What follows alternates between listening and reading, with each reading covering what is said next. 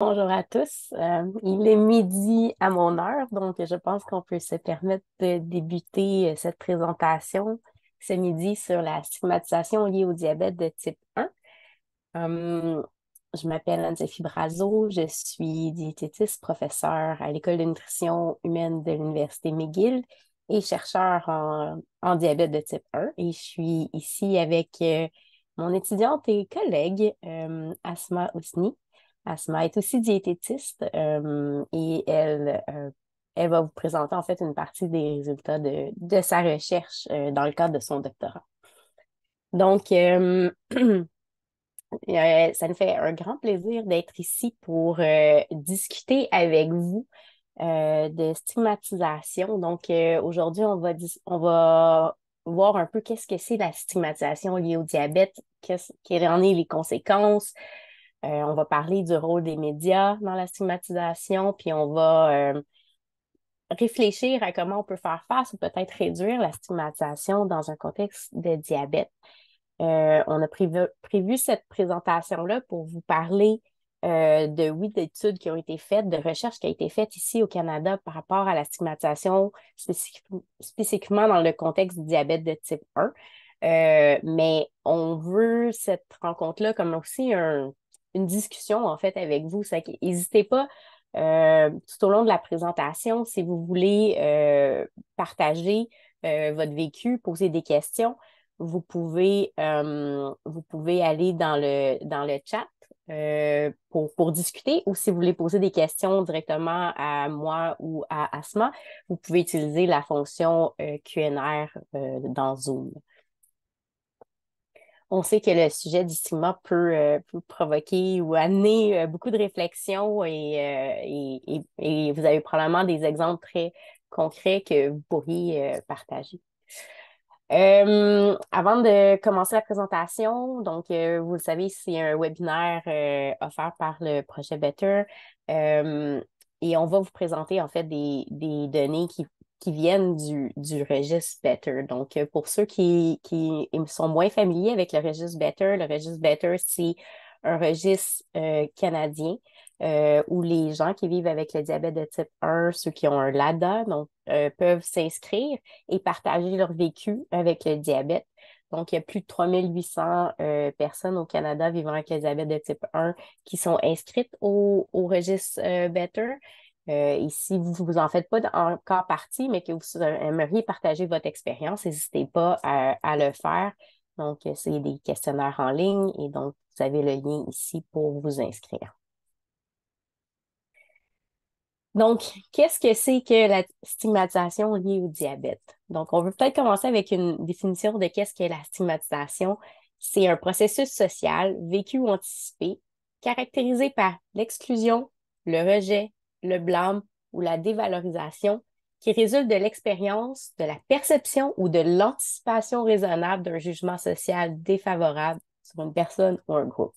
Beaucoup de mots ici euh, qui, qui explique que ça se peut que ce soit une stigmatisation vraiment parce qu'il y a eu un acte de discrimination. Ça peut être aussi par anticipation de ce que les autres vont penser. Donc, ça ne veut pas nécessairement dire que c'est vécu. Ça peut être aussi, on anticipe que ça va arriver. Ça pourrait aussi mener à une stigmatisation. C'est lié au fait qu'il y a que le diabète de type 1, c'est une maladie visible. Même si on dit souvent qu'elle est invisible, il y a des signes, des symptômes, il y a un traitement qui peuvent être visibles. Et donc, toute la gestion au quotidien du diabète fait qu'on peut constater que la personne est différente. On pense aux hypoglycémies, aux conséquences de l'hypoglycémie, à porter des capteurs sur soi, à devoir s'injecter de l'insuline. Donc, tout ça, c'est des signes visibles de la maladie. Tout ça peut augmenter la perception des autres par rapport à la maladie, puis peut amener la personne à vivre du rejet, de l'exclusion, un jugement social négatif. Donc, qu'est-ce qui mène au stigma? Il y a beaucoup de choses qui peuvent mener à ça, mais entre autres, une mauvaise compréhension de qu'est-ce que le diabète. Quand on dit mauvaise compréhension, c'est quoi qui cause le diabète? c'est quoi, comment on gère le diabète, c'est quoi les conséquences du diabète. Si on ne comprend pas bien, on porte des jugements qui peuvent être faux, qui peuvent être blessants et qui amplifient en fait le stigma que la personne vit. Euh, Souvent, on dit, les gens ne comprennent pas nécessairement c'est quoi la différence entre le diabète de type 1 et le diabète de type 2. Des fois, on ne comprend pas que le diabète de type 1, ce n'est pas uniquement une maladie chez les enfants, que ça peut être aussi chez les... En fait, les enfants deviennent adultes, mais ça peut être aussi diagnostiqué chez les adultes. On ne comprend pas nécessairement non plus le traitement, le besoin de s'injecter de l'insuline quotidiennement, que ce n'est pas quelque chose qu'on fait aléatoirement en fonction de comment on se sent aujourd'hui. Donc, il y a beaucoup de mauvaise compréhension de ce qu'est la maladie qui peuvent amplifier ce que c'est. Un autre point qui peut amener à développer une stigmatisation, c'est que dans les dernières années, on a compris le rôle clé que peut avoir l'insulinothérapie intensive pour aider à réduire le développement de complications puis amener à une meilleure espérance de vie dans le diabète de type 1. Mais quand on parle de traitement intensif de l'insuline, on parle beaucoup d'une autogestion par la personne, un contrôle que la personne doit prendre par rapport à ses comportements de santé, au calcul des glucides, au choix qu'on fait par rapport à l'activité physique. Et donc, ça amplifie souvent l'idée que le diabète, c'est la faute de la personne, que les conséquences, c'est la faute de la personne parce qu'il n'y a pas une bonne adhérence au traitement. Et quand on fait ça, on évacue tout le reste qui fait qu'on est capable de faire certains actes, certains comportements de santé, que la génétique, l'environnement, le niveau socio-économique, le niveau psychosocial, tout ça rentre en ligne de compte. Et donc, c'est pas seulement une question de volonté qui fait qu'on est capable d'être adhérent au traitement et que si on est adhérent au traitement, il n'y aura pas de complications. Et donc, le fait qu'on a des pistes de comment mieux contrôler, réduire les complications, mais que tout ça aurait une très forte connotation par rapport au pouvoir que la personne est capable de prendre par rapport à sa maladie, peuvent amplifier le stigma qu'on a par rapport à cette maladie-là. Pardon. Euh, En 2018, on a fait une étude, en fait, chez les jeunes avec le diabète de type 1 et on a voulu aller voir le stigma qui pouvait être ressenti ou vécu par ces jeunes. Depuis 2010, la Fédération internationale du diabète a, a fait beaucoup d'efforts pour démontrer l'importance que le stigma peut prendre chez les gens qui vivent avec le diabète de type 1. Il y avait vraiment peu d'études avant 2010 par rapport à la stigmatisation, puis on en comprenait très peu. C'était surtout fait dans d'autres contextes de santé, mais la stigmatisation liée au diabète était vraiment quelque chose qui était sous le radar. Et je vous dirais que depuis 2010, il y a eu beaucoup plus d'études de fait. L'étude qu'on a faite ici au Canada chez les jeunes était en fait une des premières au Canada dans le contexte du diabète de type 1. Et donc, on est allé sonder les jeunes de 14-24 ans. On a eu 380 participants à travers le Canada qui ont répondu à notre questionnaire et on leur a demandé, on a utilisé un questionnaire qui était validé chez les jeunes pour mesurer entre autres le stigma. Puis il y avait 3 critères qui étaient, j'essaie de ne pas parler de mon diabète devant mes amis, j'ai du mal à dire aux gens que je vis avec le diabète et je sens gênée d'effectuer les tâches en lien avec mon diabète devant d'autres personnes. Et donc on a utilisé ces items-là de l'échelle et dès qu'un jeune nous disait que il était en accord avec une de ces phrases-là. On a considéré que cette personne se sentait stigmatisée par rapport à son diabète. Et en fait, le résultat que ça a donné, c'est que c'était le 2 tiers des jeunes qui se sentaient stigmatisés par leur diabète de type 1, que cette proportion-là était encore plus grande. En fait, on était à peu près à 60% chez les adolescents, les 14-18. Et quand on rentrait dans la tranche du début de l'âge adulte, cette proportion grandissait encore plus. Puis Asma va vous parler un peu plus tard des données du registre Better. Puis avec le registre Better, on est allé voir plus largement les groupes d'âge, puis on va pouvoir voir peut-être comment ça différencie un peu. Euh, et on a aussi regardé en fait les garçons par rapport aux filles. Et les filles les participants qui s'identifiaient au genre féminin, parce qu'on leur demandait de nous dire à quel genre ils s'identifiaient, nous rapportaient qu'ils vivaient davantage de stigmatisation, puis il y avait certains points. La peur de se faire juger quand on fait des hypoglycémies, la peur de se faire juger lorsqu'on surveille sa glycémie. Les gens vont penser qu'on n'est pas en bonne santé parce qu'on vit avec le diabète, qu'à chaque fois qu'ils vont injecter de l'insuline, qu'il va y avoir encore un jugement. Donc, ce n'était pas nécessairement de recevoir un commentaire, mais la crainte de recevoir un commentaire par rapport à leur injection d'insuline. On a aussi demandé aux gens, aux participants, avec une question ouverte. Donc, souvent, on utilise des questionnaires où les gens répondent sur des échelles, mais on avait aussi une question ouverte. On a demandé aux gens de nous partager leur vécu et de nous donner un exemple, en fait, de stigmatisation qu'ils pouvaient vivre. Puis, je vous en mets 3 exemples ici. Donc, 2 exemples de jeunes hommes dans le début de l'âge adulte. Et là, on ne parle pas d'histoires qui datent de longtemps, là. On parle de quelqu'un tout récemment qui a dit que les membres de sa famille, de la famille de sa petite amie, ont exprimé leur inquiétude, en fait, par rapport à leur relation, parce que vu qu'il y avait le diabète, ben, il y avait peur aux complications, puis il y avait peur que ça soit un fardeau pour la petite amie. Donc, ils n'étaient pas nécessairement favorables par rapport à cette relation-là entre ce jeune homme et sa copine. Un autre jeune homme qui ressentait le stigma par rapport au diabète sans que ça soit directement lié à lui, mais juste en écoutant des gens parler dans une file, puis juste les gens qui disaient ouh, cette boisson-là est tellement sucrée, c'est sûr que ça va me donner le diabète. Une mauvaise compréhension de ce qu'est le diabète. Et c'était pas nécessairement directement lié à lui, mais c'était juste la conversation que les gens pouvaient avoir dans la file qui l'a fait se sentir très mal à l'aise par rapport à cette conversation-là qu'il entendait.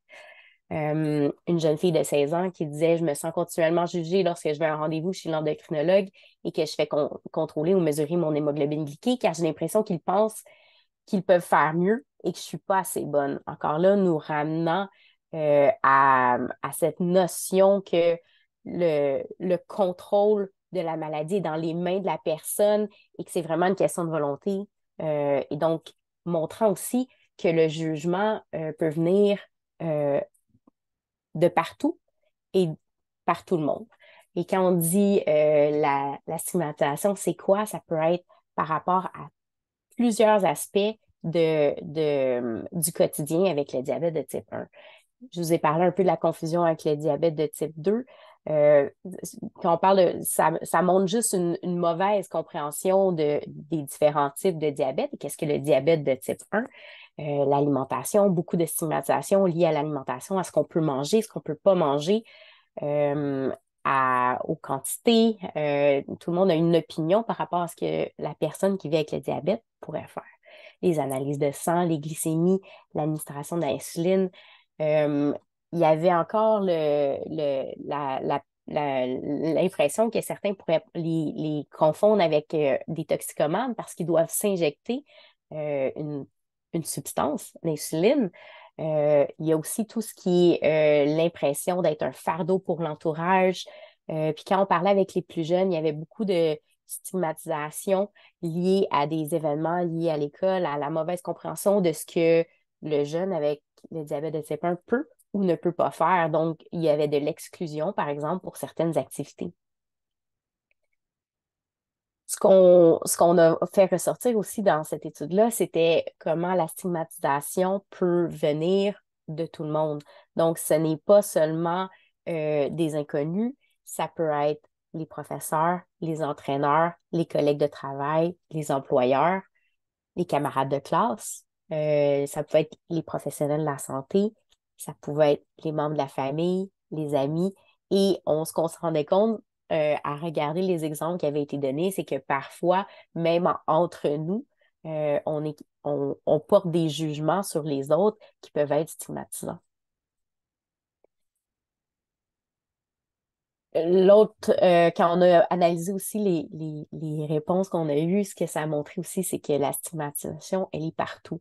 Elle est dans les salles de classe, elle est au travail, Mais maintenant, elle est aussi sur les réseaux sociaux. Elle est à chaque fois qu'on veut partir en voyage, qu'on magasine une assurance, qu'on fait des activités physiques. Bref, elle est dans le quotidien, puis elle peut être vécue dans tous les moments de la vie. Donc, ça, c'était l'étude qu'on a faite en 2018. Puis là, je vais céder la parole à Asma qui va pouvoir vous montrer s'il y a eu une évolution entre 2018, où est-ce qu'on en est, puis qu'est-ce qu'on a appris ou qu'on est en train d'apprendre, en fait, avec les données du registre Better. Merci. Oui, justement. Donc, pour donner suite à cette étude sur le stigma, on s'est penché sur le sujet de la stigmatisation liée au diabète de type 1 à travers les âges et on a analysé les données du registre pour cette étude. Donc, notre objectif principal, c'était d'abord de mesurer la stigmatisation qui était perçue dans le registre et on a inclus les données auto-rapportées des participants qui avaient complété le troisième questionnaire. Donc, c'est dans ce questionnaire-là qui se trouvaient les questions relatives à la stigmatisation. Il y avait justement l'échelle validée d'évaluation de la stigmatisation du diabète de type 1, donc de l'anglais le Type 1 Diabetes Stigma Assessment Scale ou le DSAS-1. Donc, c'est le terme que je vais utiliser pour référer à l'échelle pour cette partie de la présentation. Donc, c'est une échelle à 19 énoncés. Les participants répondent à cette échelle à l'aide d'une échelle à Likert de 5 points. Donc, pour chaque énoncé, le participant va sélectionner un score de 1 s'il est fortement en désaccord ou un score de 5 allant jusqu'à un score de 5 s'il est fortement en accord avec l'énoncé. Et le DSAS-1 est catégorisé en 3 sous-échelles.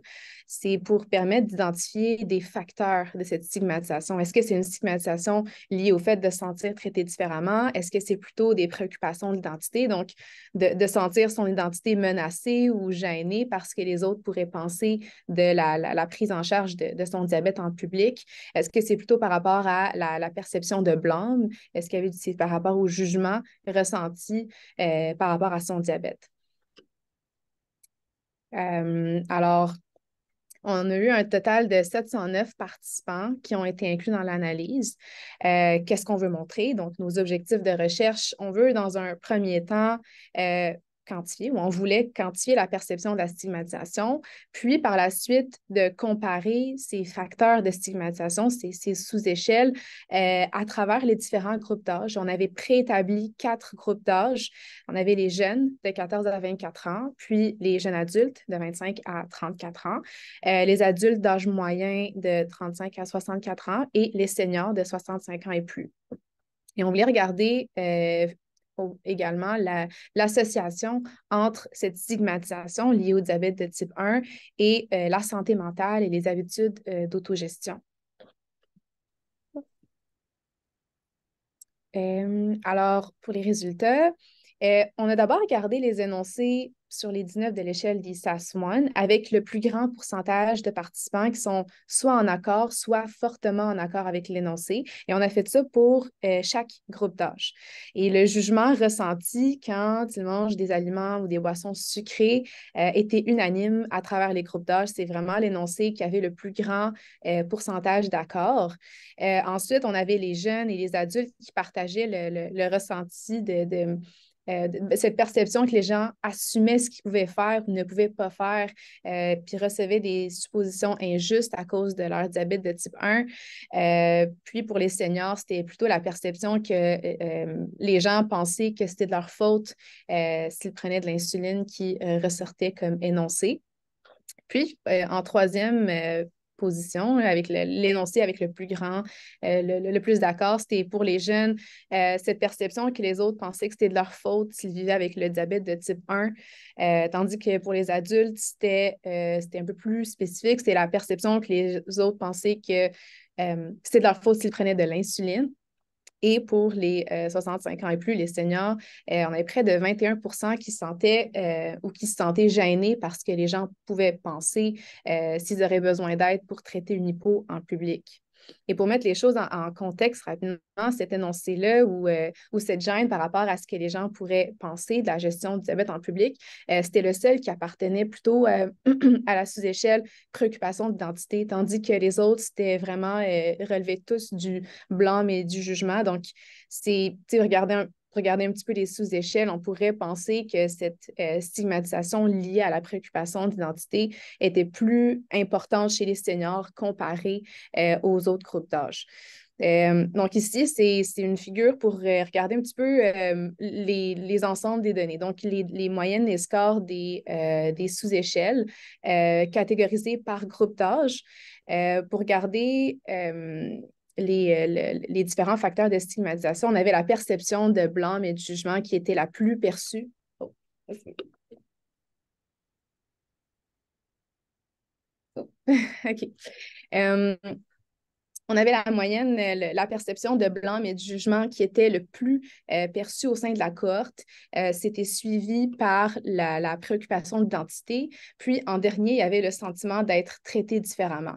Et d'ailleurs, on peut regarder si on constate, si on regarde les moyennes, que la perception de se faire traiter différemment avait des scores moyens en dessous de 2. C'est-à-dire que généralement, les participants étaient quand même en désaccord avec ce facteur de stigmatisation.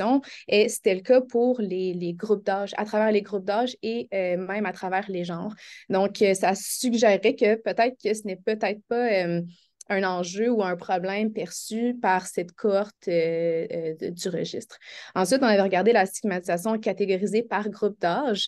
Puis on peut regarder ou on peut s'apercevoir que c'était le groupe qui était le plus stigmatisé ou qui percevait le plus de stigmatisation.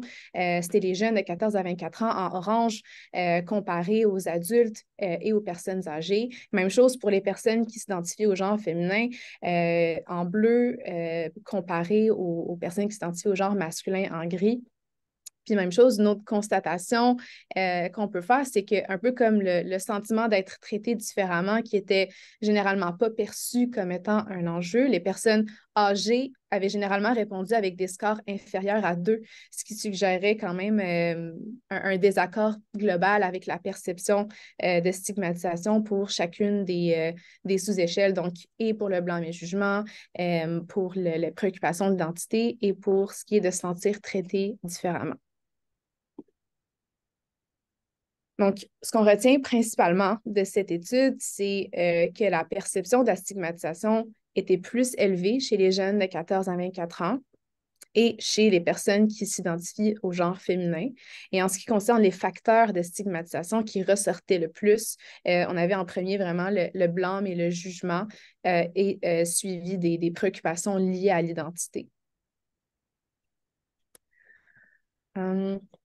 Donc, c'est des résultats qui permettent d'identifier clairement des personnes plus vulnérables à cette perception de la stigmatisation, à savoir les jeunes et les personnes qui s'identifient au genre féminin, qui sont plus touchées par la stigmatisation liée au diabète de type 1 et qui démontrent le besoin d'intervenir avec des interventions ciblées.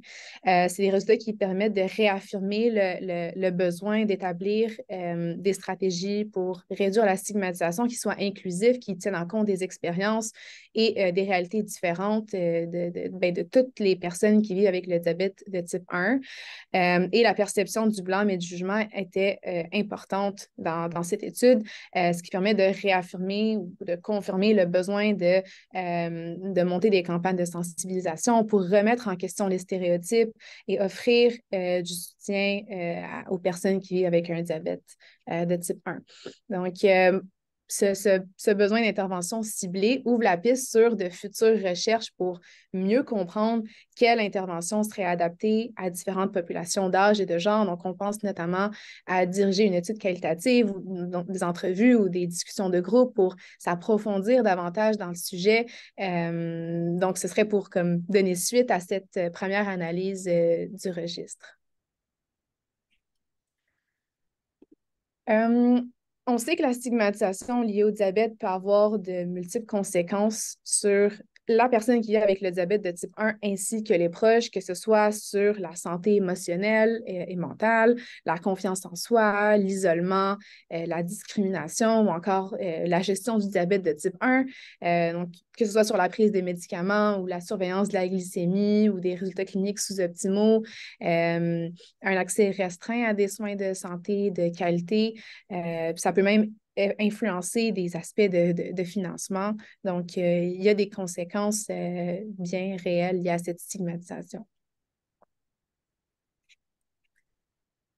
Et ça, c'était plus de ce qu'on ce qu'on ressort comme conséquence de l'étude Ouais, ce qu'on avait vu avec les jeunes, en fait, c'est que les jeunes qui se sentaient stigmatisés étaient beaucoup plus à risque d'avoir aussi rapporté un hémoglobine glyquée plus grande que 9 dans la dernière année, d'avoir vécu un épisode d'hypoglycémie sévère. Donc, on ne sait pas si c'est la cause ou la conséquence, mais on sait que c'est intimement lié. Donc, il y a vraiment des associations à faire entre la stigmatisation et un contrôle du diabète qui serait moins favorable pour la santé. Quand je veux dire contrôle, je veux parler du chiffre d'hémoglobine glyquée qu'on sait amène un risque de complications plus grand à long terme.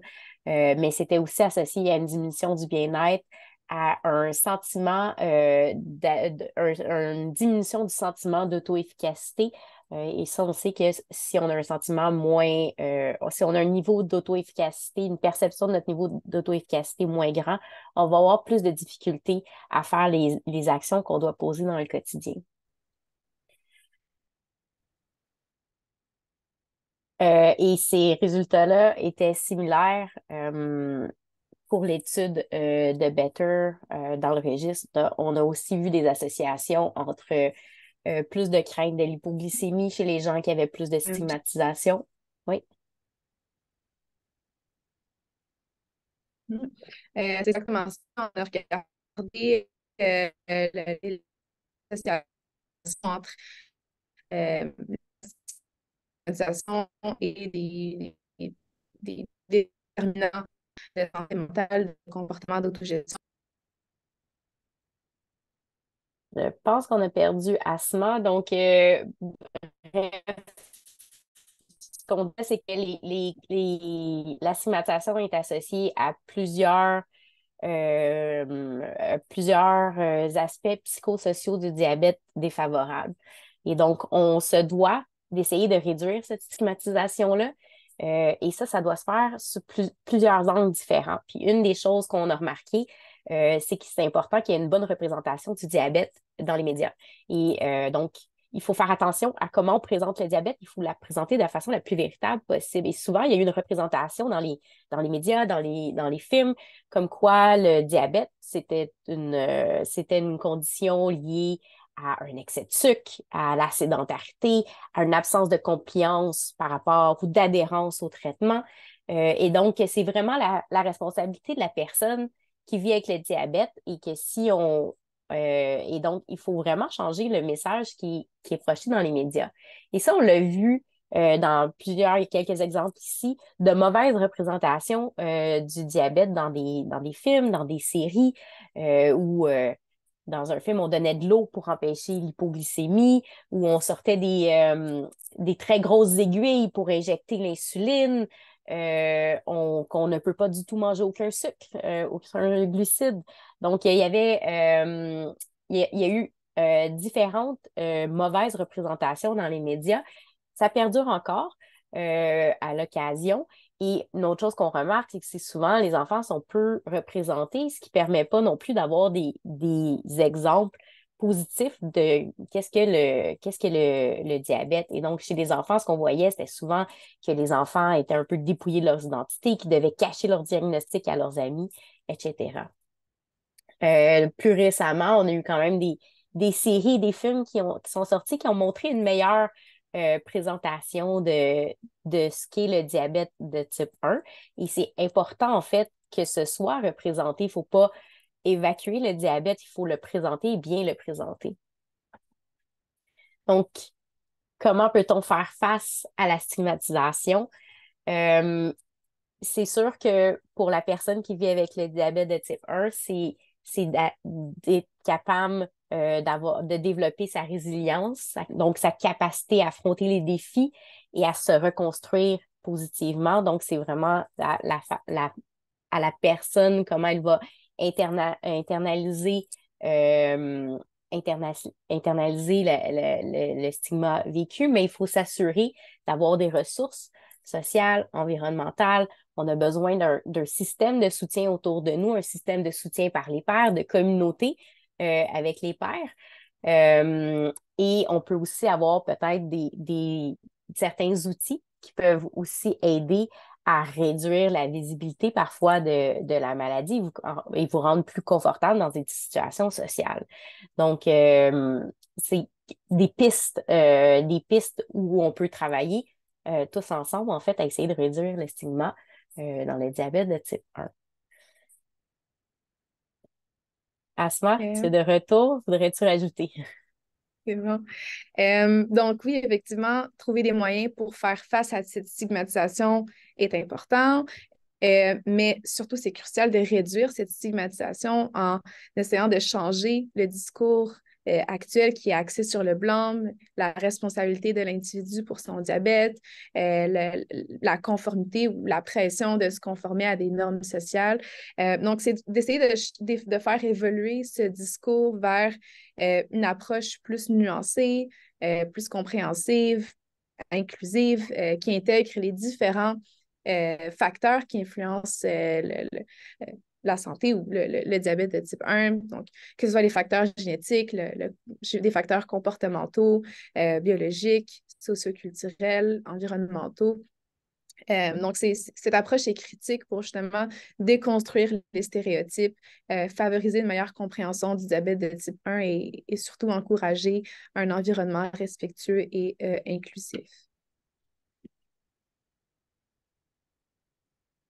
Euh, pour regarder des exemples d'actions plus ciblées pour réduire la stigmatisation, donc on peut augmenter la publicité dans les médias, l'enseigner à l'école, de préparer des ateliers sur le lieu de travail, travailler vers une meilleure représentation dans les médias, être plus ouvert à éduquer les autres à travers les expériences personnelles, davantage de collecte de fonds, des événements pour le diabète de type 1, offrir une meilleure offre de choix d'aliments au restaurant, par exemple, fournir l'information nutritionnelle.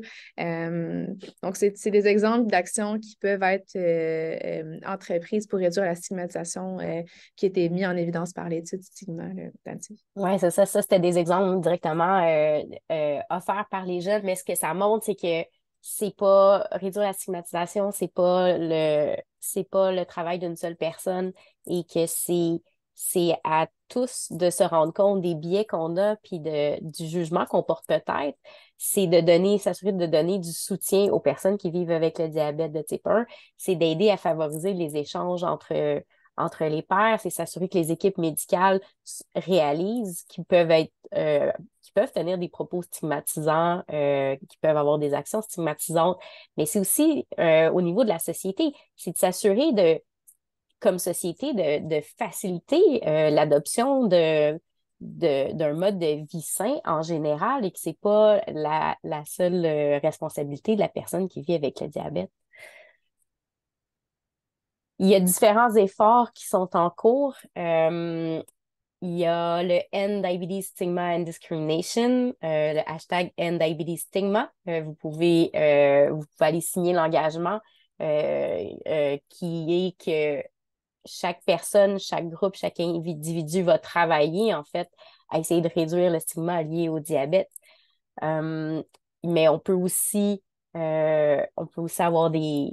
on peut aussi prendre d'autres actions et on le voit avec les influenceurs sur les réseaux sociaux.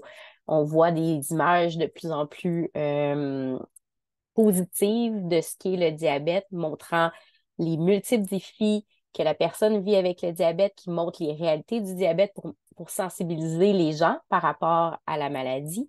On a vu plusieurs campagnes de sensibilisation en ligne pour réduire la stigmatisation et comme je vous disais, des groupes de pairs, des besoins de parler, de pouvoir parler avec d'autres, puis de pouvoir avoir des gens qui nous comprennent pour pouvoir parler du vécu est aussi vraiment important. Avec Better, on essaye de faire notre part, notre bout de chemin pour essayer d'aider à réduire la stigmatisation en lien avec le diabète. Vous le voyez dans nos communications sur les réseaux sociaux. On essaye d'expliquer le plus clairement possible, mais sans trop simplifier ou euh, euh, ce qu'est le diabète, mais vraiment montrer la réalité et la complexité. On essaye par les chiffres du registre, de montrer comment c'est une réalité qui est vécue par les gens qui vivent avec le diabète de type 1. Donc, c'est un enjeu qu'il faut prendre en considération. On essaye d'éduquer, donc les plateformes d'auto-formation qu'on a développées. Vous avez peut-être vu nos cartes partageables, différents posts sur nos réseaux sociaux que vous pouvez partager. C'est un petit pas qu'on essaye de faire pour nous aider à réduire le stigma. On est, comme tout le monde, on n'est peut-être pas toujours parfait, mais on essaye et on essaye d'avoir un discours inclusif qui va permettre à tous de se sentir confortable, de se sentir confortable à communiquer leur réalité de vivre avec le diabète de type 1. Et donc, on veut garder les 10 dernières minutes pour pouvoir discuter avec vous de, de votre vécu, en fait, avec le diabète, puis peut-être avec le stigma lié au diabète. Il y avait des questions dans la section de questions-réponses, dans le Q&R. Il y a une participante qui dit que, en fait, elle vit de la stigmatisation avec sa compagnie d'assurance qui refuse d'assurer, donc liée à une assurance vie. Et donc, ça parle probablement de la mauvaise compréhension de ce qu'est le diabète, des enjeux qu'on peut avoir à s'assurer que les gens sont bien informés. C'est là aussi où les associations de patients sont importantes puis peuvent aider à donner du poids à faire circuler l'information valable et aller défendre les droits des gens qui vivent avec le diabète. Donc, il y a différents groupes d'associations de patients qui peuvent vous aider. Diabète Québec en est une. Donc, à ce moment, je ne sais pas s'il y avait autre chose que tu voudrais ajouter. Sinon, non, je pense que j'ai encore perdu à ce moment. Il y avait un autre commentaire, en fait, qui était comment on peut aider un enfant de 12 ans euh, pour déstigmatiser ces enjeux. C'est sûr que c'est développer la résilience chez l'enfant n'est pas nécessairement facile. Je pense que c'est important que le milieu scolaire comprenne qu'est-ce que le diabète de type 1, de présenter qu'est-ce que le diabète. Vous pouvez utiliser, nous, on a des vidéos sur notre site web. Vous pouvez utiliser nos vidéos, vous pouvez les partager. Ce qu'on veut, c'est que les jeunes soient dans un milieu qui est sécuritaire pour eux, physiquement, mentalement, qui reçoivent le moins de commentaires qui vont nuire à leur développement. Et donc, c'est important que peut-être vous, comme parents, vous pouvez jouer un rôle pour vous assurer que l'information est pertinente et véhiculée auprès de l'école, auprès des parents, des amis, quitte à avoir même une discussion avec les parents, avec les jeunes et les amis pour leur expliquer, en fait, c'est quoi le diabète de type 1. Un autre commentaire qu'on a eu, je suis infirmière, je ressens le jugement de la part de mes collègues quand je suis en hypo, que je leur explique que je ne peux pas manger trop tard. Des commentaires comme ça, on en a vu plusieurs en fait dans le passé aussi. Ça parle encore une fois d'une mauvaise compréhension de ce qu'est le diabète. Euh, je trouve que c'est un très beau commentaire venant de quelqu'un qui est dans le réseau la santé. Elle est infirmière elle-même et ses collègues sont probablement des professionnels de la santé qui comprennent, malgré qu'ils ont eu une formation, comprennent pas toujours les nuances liées au diabète de type 1. Encore une fois, je pense qu'il y a beaucoup de mythes qui persistent. On va travailler tous ensemble à essayer des réduire. J'ai pas de solution concrète pour chacun de vos soucis, mais j'espère que par les outils qu'on a développés, peut-être qu'il y a des choses que vous allez pouvoir utiliser, vous, pour essayer de remettre la réalité du diabète plus réaliste aux yeux de vos collègues, leur montrer des sources d'informations valides si ça peut vous aider. N'hésitez pas à vous entraider, à vous donner des outils. Je pense que le vécu d'une personne et comment on a réussi à surmonter une situation peut parler beaucoup à d'autres. Donc, je pense que le partage entre vous est assez important aussi.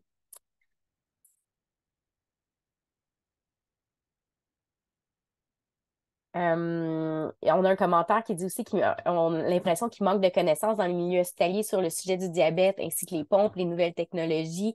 On le voit aussi, on l'a remarqué aussi, c'est des commentaires qu'on entend souvent. C'est sûr que ça parle encore une fois, le besoin d'éducation, de donner des ressources accessibles. Euh, c'est pas toujours facile de se maintenir comme professionnel de la santé, surtout quand on voit différentes pathologies, différentes maladies, de se maintenir à jour sur toutes les nouvelles technologies, thérapies. On a développé une plateforme de formation, support, pour laquelle on a aussi un volet pour les professionnels de la santé, en particulier pour les professionnels de la santé qui ne verraient pas nécessairement du diabète de type 1 souvent dans leur pratique et ce n'est pas nécessairement leur quotidien pour être sûr qu'ils puissent rester à jour avec les nouvelles thérapies, technologies, quoi faire quand on vient pour un examen médical, est-ce qu'on peut enlever notre pompe ou pas. Donc, j'encourage en fait vous pouvez utiliser notre site web et les outils qu'on a développés. Vous pouvez encourager les gens à aller là pour aller chercher de l'information si ça peut vous aider. Là, j'essaie de répondre à vos. Il y a beaucoup de commentaires. Il existe-t-il des groupes pour les adolescents? Il existe un groupe en particulier pour les 14-24 ans qui s'appelle VPN type 1.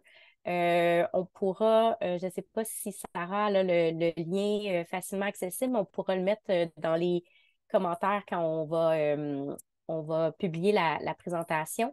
Donc, c'est un groupe de soutien par les pairs pour les 14-24 ans qui avait été développé en fait suite à l'étude sur le stigma il y a quelques années. Et donc, c'est vraiment pour aider et c'est modéré par un professionnel de la santé. Donc, le professionnel de la santé fait juste s'assurer que les commentaires ou sont sécuritaires pour les jeunes, mais c'est vraiment un groupe de soutien par les pairs pour les 14-24 ans. Donc, c'est VPN type 1 pour le VPN étant le Virtual Patient Network.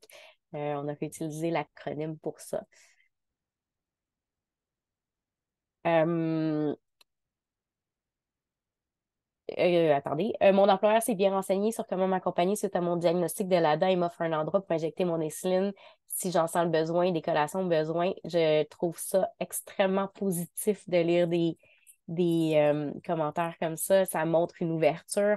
Puis je pense que c'est là d'où l'importance d'exprimer nos besoins. Vous avez des droits. Le diabète étant reconnu euh, comme on n'a pas le droit de discriminer les gens par rapport à leur diabète, vous avez des droits par rapport à votre diabète, donc c'est important que vous puissiez être capable de vous donner les soins nécessaires tout au courant de la journée, que ce soit au travail ou ailleurs. Il manque de connaissances entre les différents types de diabète.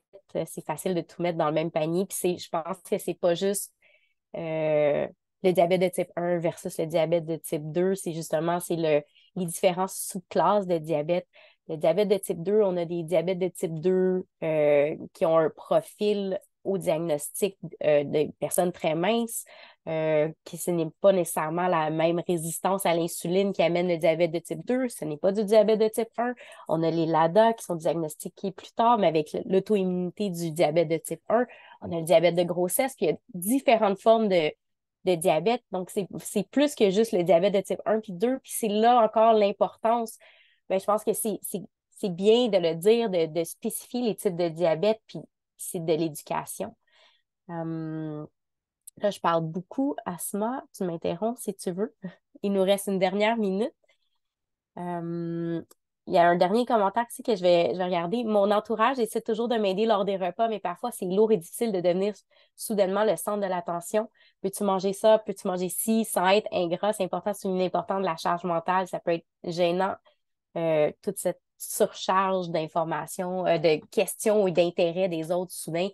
Je pense que c'est un commentaire hautement pertinent. Des fois, les gens veulent juste aider, mais en bout de ligne, on peut percevoir que c'est juste une lourdeur de plus. Je pense que c'est important que vous ne soyez pas gênés de leur dire que vous avez pas le goût de répondre à leurs questions, que en ce moment, vous voulez gérer vous-même votre diabète pour votre repas et c'est correct de le faire. On va devoir vous quitter parce qu'il est déjà 12h45. S'il y a des questions qui n'ont pas été répondues, on va essayer de les répondre quand on va publier la présentation. Et, euh, et j'espère que vous avez apprécié le 45 minutes qu'on a passé avec vous et en espérant qu'on puisse continuer à avoir cette discussion-là et qu'on va pouvoir faire un petit pas de plus pour essayer de réduire la stigmatisation liée au diabète. Merci beaucoup tout le monde.